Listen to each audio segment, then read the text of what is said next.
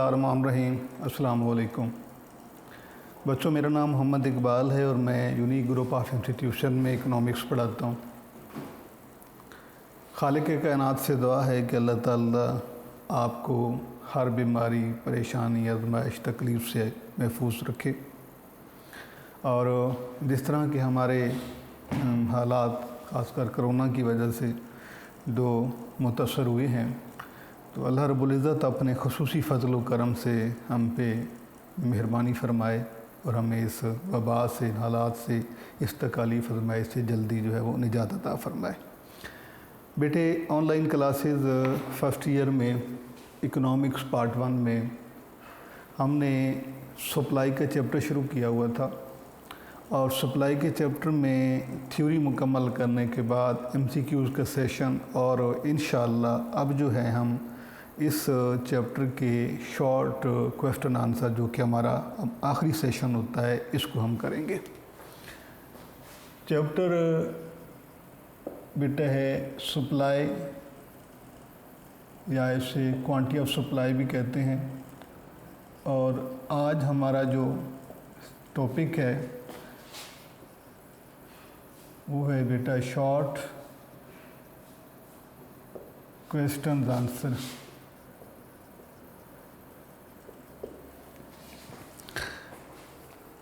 आप जानते हैं कि आपके जो पेपर का मेजर पार्ट होता है वो शॉर्ट क्वेश्चन आंसर पे होता है। 25 शॉर्ट आपको हल करने के लिए करने होते हैं। 27 गिवन होते हैं, इसमें से 25 आपने करने होते हैं।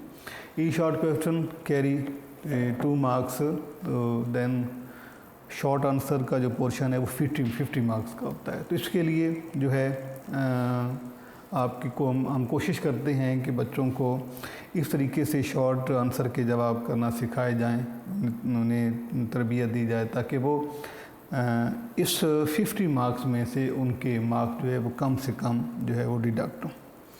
तो आगाज़ करते हैं बेटे सप्लाई के चैप्टर के शॉर्ट। और इसमें जितने भी आपको शॉर्ट दिए गए हैं बेटा, वो इससे पहले हमने उसको किसी न किसी एंगल से पहले सॉल्व किया है। या तो हमने उसे लॉन्ग में डिस्कस किया था, फिर उसके बाद जब हमने MCQ सॉल्व किए थे तो MCQ में भी हम उनको डिस्कस करते रहे हैं, जिसमें से जो पॉसिबल शॉर्ट थे। लेकिन इनको अलग से फिर एक दफ़ा शॉर्ट को हम एक नज़र देखते हैं। आपको इसमें समझाना है कि जब आपसे ये सवाल पूछा जाएगा तो आपने इसका जवाब कैसे लिखना है। तो जवाब लिखते हुए बेटे आपने इख्तिसार से काम लेना है कि जितना आप उसका मुख्तसर जवाब लिख सकते हैं, आपने उतना उसे मुख्तसर करना है। क्योंकि टाइम लिमिट्स होते हैं, डिफाइंड वक्त टाइम होता है आपके पास। अगर आप एक शॉर्ट की अगर कोई गैर ज़रूरी तफसील लिख देते हैं तो इससे आपके बाकी पेपर का हर्ज हो सकता है, यानी कि उसके लिए आपके पास वक्त कम बचता है। तो पहला सवाल है मेरे बच्चे, वो है जी, what is meant by supply question 1। What is meant by supply. Urdu में हम बेटे इसे लिखते हैं कि रसद से क्या मुराद है, रसद की तारीफ। इसमें सिर्फ आपने ये बताना है कि सप्लाई क्या है, what is supply, what is meant by supply, what do you mean by supply, define supply, what is meant by supply. इन तमाम का मतलब एक ही होता है। हम ये जानते हैं कि सप्लाई जो है ये उस क्वांटिटी को कहा जाता है जो मार्केट में सेल करने के लिए ऑफ़र की जाती है। जब आपने इसका जवाब लिखना है तो सिर्फ आपने ये लिखना है कि quantity of supply mean the total amount of good that is offered for cell in market at given price in specific period of time. कि किसी शय की वो मिकदार जो एक ख़ास कीमत पर, ख़ास वक्त में, ख़ास कीमत पर मंडी में फ़रोख्त के लिए पेश की जाती है। इसका बेटे आपने सिर्फ इतना ही जवाब लिखना है। अगर आप ये लिखना चाहें कि रसद जो है ये मंडी का एक बहुत ही अहम अंसर होता है, तो ये भी आप लिख सकते हैं। रसद supply is denoted by QS, तो ये भी आप इस तरह भी लिख सकते हैं। लेकिन आपने कोशिश बेटे ये करनी है कि सिर्फ जो है इसकी आपने डेफिनेशन लिखनी है, जो कि मैंने अभी आपको बताई है कि supply is the amount of good that is presented in market for sale या is offered for sale at given price in specific period of time. तो ये आंसर आपका मुकम्मल हो जाएगा। उसके बाद क्वेश्चन है बेटा कि what is difference between stock and supply. ये 2017 के पेपर में भी क्वेश्चन आ चुका है और 2019 में भी। क्वेश्चन है बेटे कि what is difference between stock and supply. जी, उर्दू में बेटे हम इसे लिखते हैं कि रसद और ज़ख़ीरा में क्या फ़र्क होता है, यानी रसद और ज़ख़ीरा में फ़र्क करें। 2017 के पेपर में भी ये क्वेश्चन मौजूद है, 2019 में भी। इसमें बेटे आपने जो है दोनों स्टॉक को और सप्लाई को डिफ़ाइन करना है। तो स्टॉक यानी किसी चीज़ का स्टोर फॉर्म में होना, उसे स्टॉक कहा जाता है। और सप्लाई की डेफिनेशन अभी मैंने आपको बताई है। तो इसको आप ये लिखेंगे कि total amount of good that is stored in a warehouse और मार्केट इज़ कॉल्ड स्टॉक। कि किसी शय की वो मिकदार जो मंडी में या गोदाम में ज़ख़ीरा की या जमा शुदा हालत में मौजूद होती है, उसे स्टॉक कहा जाता है। और सप्लाई की डेफिनेशन वही है जो इससे पहले मैंने शॉर्ट में की है कि supply is the quantity of good that is offered for cell in market at given price in specific period of time. तो ये दोनों का डिफरेंस हो जाएगा। आप ये लिख सकते हैं कि supply is the part of stock, रसद ज़ख़ीरे का हिस्सा होती है। जी, उसके बाद बेटे नेक्स्ट क्वेश्चन जो है वो है कि क्वेश्चन नेक्स्ट है कि define supply function.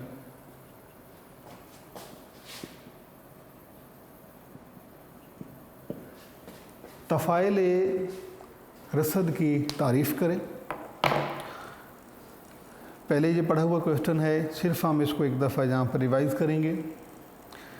Supply function mean the relationship between quantity of supply and price is called supply function. It is written as QS is the function of P। बस ये इसका आंसर है। Relationship between price and quantity of supply is called supply function. के उर्दू में आप इसे कहेंगे कि कीमत और मिकदार रसद के माबैन पाया जाने वाला ताल्लुक़ तफ़ाइल रसद कहलाता है। और तफ़ाइल रसद को यूँ लिखा जाता है, उसके बाद आप ये लिख देंगे QS is the function of P। और अगर आप चाहें तो आप इसे ये भी लिख सकते हैं कि ये एक इट इज़ इंक्रीजिंग फंक्शन, यानी ये एक तकसीरी तफ़ाइल है। तकसीरी तफ़ाइल का मतलब ये है कि दोनों के दरमियान पाया जाने वाला ताल्लुक़ मुस्बित है। जिस तरह से यहाँ पे जो है ये प्राइस इंडिपेंडेंट वेरिएबल है और क्वांटिटी ऑफ सप्लाई जो है डिपेंडेंट वेरिएबल है। प्राइस के बढ़ने से सप्लाई बढ़ जाए और प्राइस के कम होने से सप्लाई कम हो जाए, तो इस फंक्शन नेचर को जो है हम इंक्रीजिंग फंक्शन कहते हैं, यानी तकसीरी तफ़ाइल। उसके बाद बेटा नेक्स्ट क्वेश्चन है define law of supply. Question है बेटे define law of supply. Urdu में बेटे हम इसे लिखते हैं कानून रसद, की तारीफ़ करें, या कानून रसद से क्या मुराद है, कानून रसद किसे कहते हैं। कानून रसद की तारीफ़ करें।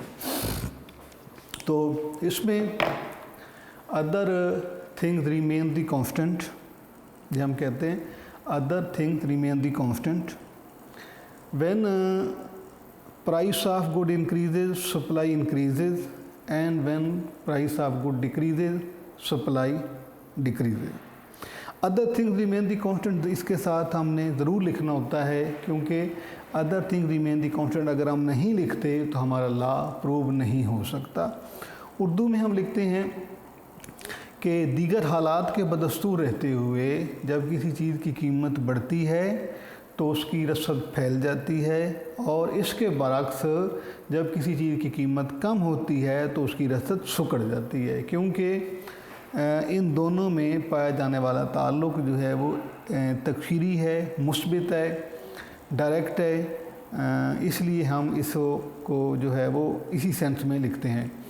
तो बेटे इसमें सिर्फ आपने जब डिफ़ाइन करना है तो कॉमों में आपने लिखना है कि दीगर हालात के बदस्तूर रहते हुए जब किसी चीज़ की कीमत बढ़ती है तो उसकी तलब फैल जाती है, और जब उसकी कीमत कम होती है तो तलब सिकुड़ जाती है। उसके बाद आपने कॉमे लगा देने हैं, तो ये आपका आंसर मुकम्मल हो जाएगा। इंग्लिश में भी आपने ऐसे लिखना है कि other things remain the constant when price of good increases its supply increases, and when price of good decreases its supply also decreases। बस इसके बाद आप कॉमे बंद कर देंगे तो ये आपके लॉ की डेफिनेशन हो जाएगी। उसके बाद नेक्स्ट क्वेश्चन है बेटा कि what is the slope of supply curve.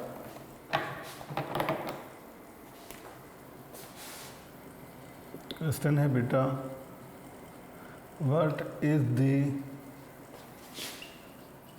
slope of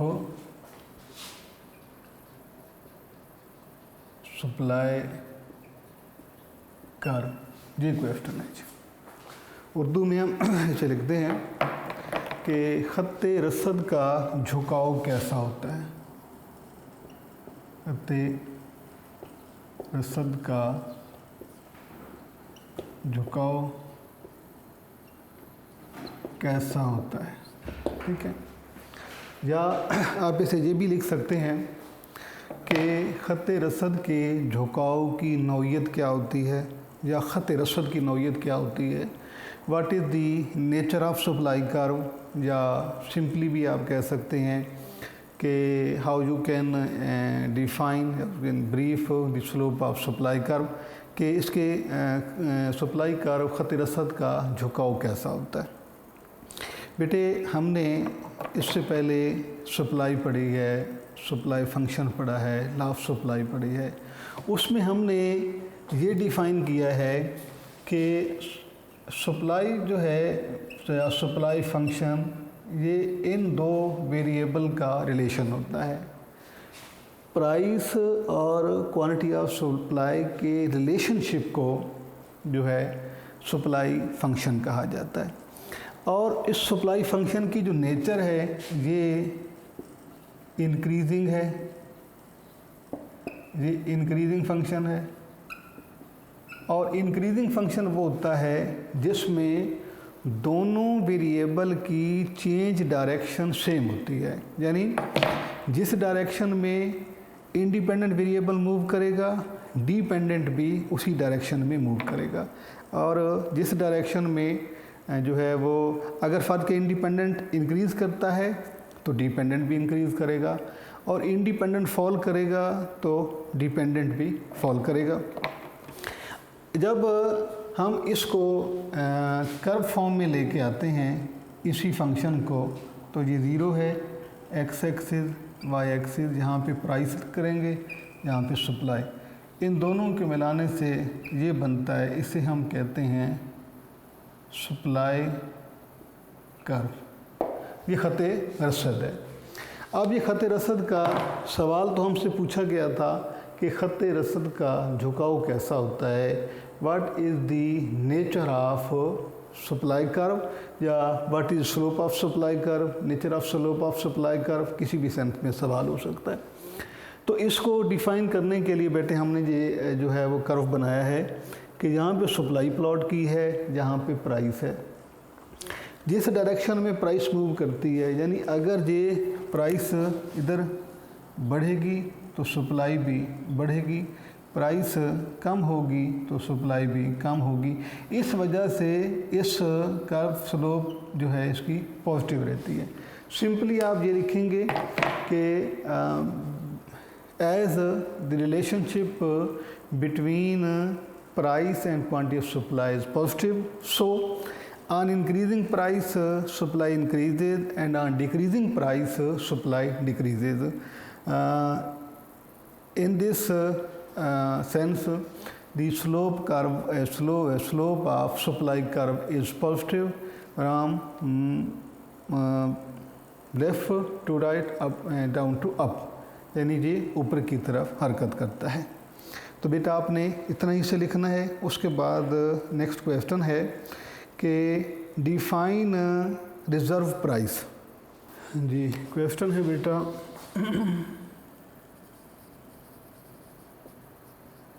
what is reserve price. ठीक है जी, उर्दू में से लिखेंगे कीमत महफूजा।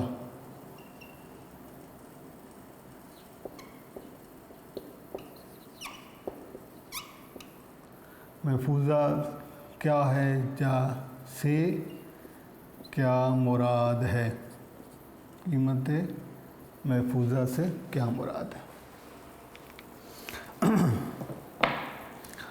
हमने थ्योरी में पढ़ा था कि सप्लाई और डिमांड से मार्केट बनती है, और मार्केट में दो क्लासेस होती हैं, एक कंज्यूमर है, एक सेलर है।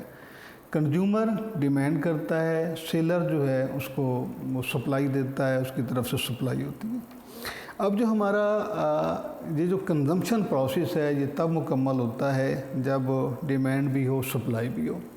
तो ख़रीदारी करते हुए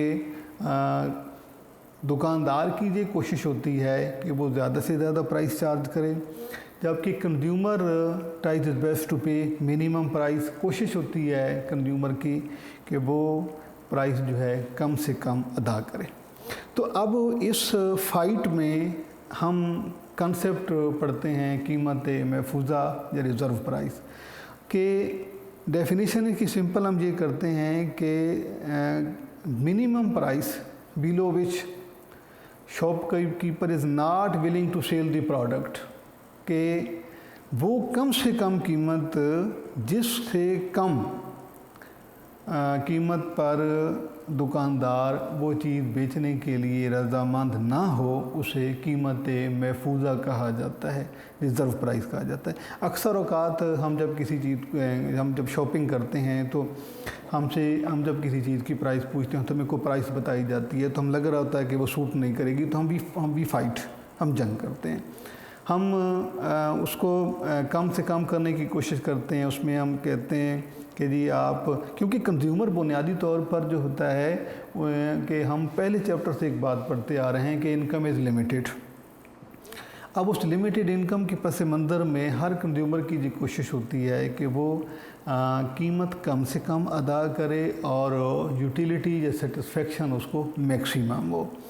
इसी तनाजुर में हम रिज़र्व प्राइस को देखते हैं कि कंज्यूमर की कोशिश होती है, वो इसके लिए फ़ाइट करता है कि जो चीज़ वो लेना चाह रहा है, जो परचेज ख़रीदना चाह रहा है, वो उसकी कम से कम कीमत अदा करे। और दुकानदार की ये कोशिश होती है कि उसका मैक्सिमम बेनिफिट हो, इसलिए वो कोशिश करता है कि उसको ज़्यादा चार्ज करे उसकी प्राइस को। तो जिस कीमत से कम सतह पर दुकानदार आपको दो चीज़ देने से इनकार कर देता है, he is not willing to sell the product, that price is called reserve price. उसे हम कीमत महफूजा कहते हैं। इसके बाद बेटे जो क्वेश्चन बनते हैं, राइज एंड फॉल और उसके बाद एक्सपेंशन एंड कॉन्ट्रैक्शन। बेटे ये इनमें से जो राइज एंड फॉल का है ये क्वेश्चन आपसे पहले पूछा भी जा चुका है और इसमें सिर्फ जो है फॉल का क्वेश्चन अलग से पूछा गया है 2016 में और 17 में जो है ये दोनों का। तो इससे पहले हमने MCQs को सॉल्व करने में भी इस चीज़ को डिस्कस किया था और इसे जो है एक दफ़ा हम फिर डिस्कस करते हैं। क्वेश्चन है बेटा कि हम पहले ये क्वेश्चन पढ़ेंगे कि what is meant by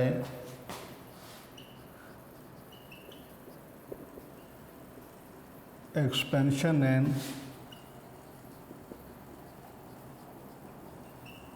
contraction of supply।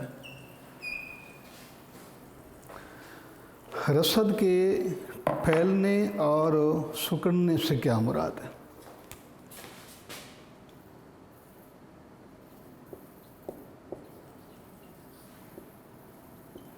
फैलने और सिकुड़ने से क्या मुराद है, ये सवाल है। अब इसको हम जो है वो पहले भी पढ़ चुके हैं। पहले तो आपको ये समझाना है कि ये सवाल आपसे 3 सूरतों में हो सकता है। एक सवाल तो ये हो सकता है कि सिर्फ आपसे एक्सपेंशन के बारे में पूछा जाए कि what is meant bye expansion of supply, रसद के फैलाव से क्या मुराद है, रसद के फैलने से क्या मुराद है, रसद कैसे फैलती है, कब फैलती है। दूसरा सवाल बेटे आपसे हो सकता है कि define contraction of supply, define contraction of supply, रसद के सिकुड़ने से क्या मुराद है। तीसरा सवाल जो है वो आपको इन दोनों को मिला के पूछा जा सकता है। एक सवाल ये हो सकता है, दूसरा ये, और तीसरा सवाल जो है जिस सेंस में आपसे ये सवाल पूछा गया है ये उसी सेंस में जो हो सकता है। अब जब आप इसका जवाब लिखेंगे तो सिंपली आप लिख देंगे कि आप अगर इनका कंबाइन जवाब लिखेंगे तो आप यूँ लिखेंगे कि change in supply due to change in price,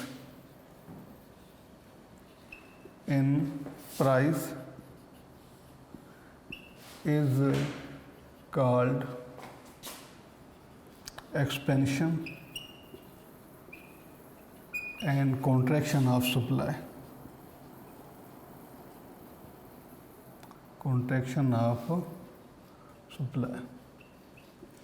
ये बेटे आप उस सूरत में आपका जवाब होगा जब आपसे एक्सपेंशन और कॉन्ट्रैक्शन दोनों का एक ही वक्त में पूछा जाएगा कि एक्सपेंशन कॉन्ट्रैक्शन से क्या मुराद है।